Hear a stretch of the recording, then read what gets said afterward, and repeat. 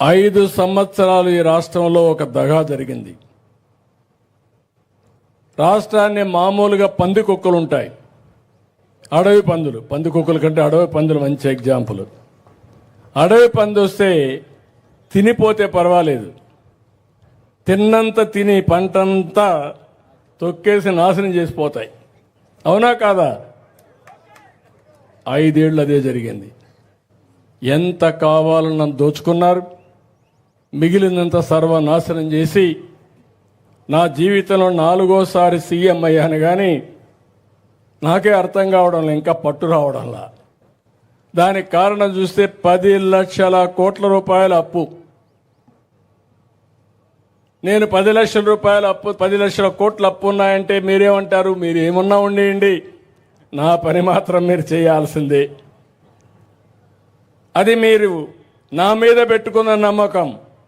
ఎన్ని కష్టాలున్నా, ఎన్ని ఇబ్బందులున్నా ఈయన కోటేసి మనం సురక్షితం, రేపు అన్నీ అయిపోతాయని నా మీద నమ్మకం పెట్టుకున్నారు మీరందరూ.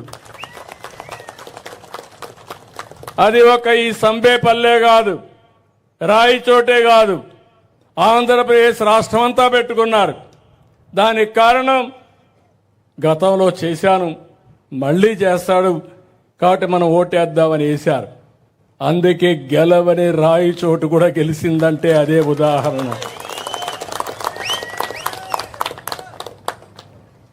అయితే నేను కూడా ఏం చేశానంటే, కేంద్రంలో మీరు చూశారు 4-5 ప్రాజెక్టులు, అసాధ్యమైన ప్రాజెక్టులని శాంక్షన్ చేపించాం. అమరావతి, పోలవరం, అక్కడి నుంచి విశాఖపట్నం స్టీల్ ప్లాంట్ ప్రైవేటైజేషన్ అయిపోతా ఉంటే నేను గట్టిగా మాట్లాడి ఎట్టి పరిస్థితుల్లో చేయాలని చెప్తే 11,400 కోట్ల రూపాయలు ప్యాకేజీ కింద ఆ ఫ్యాక్టరీని రివైవ్ చేసే పరిస్థితికి వచ్చాం. విశాఖపట్నం రైల్వే జోన్ ఇచ్చారు, ఆర్థికంగా కొద్దిగా సహాయం చేశారు, నిలదొక్కునే శక్తి వచ్చింది. అదే మరిగా ఎప్పుడో ఒకటి గుర్తుపెట్టుకోండి, ఎవరైనా కాఫీ ఇస్తారంటే గౌరవంగా ఒక రోజు ఇస్తారు. మనతో బాగా మాట్లాడుతున్నారంటే మనం కూడా వాళ్ళకు ఉపయోగపడుతున్నామంటేనే మాట్లాడతారు, లేకపోతే మాట్లాడరు. ఒకసారి మాట్లాడతారు, రెండోసారి కనబడిస్తే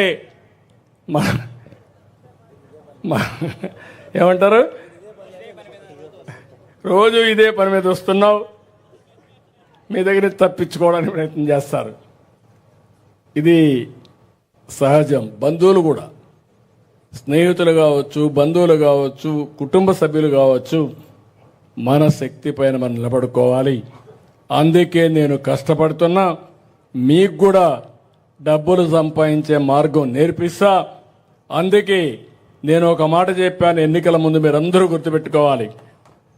సంపద సృష్టించాలి, సంపద వల్ల ఆదాయం వస్తుంది, ఆదాయాన్ని సంక్షేమానికి, అభివృద్ధికి ఖర్చు పెట్టాలి. ఇది నిరంతరం చేసుకుంటూ ముందుకు పోవాల్సిన అవసరం ఉంది.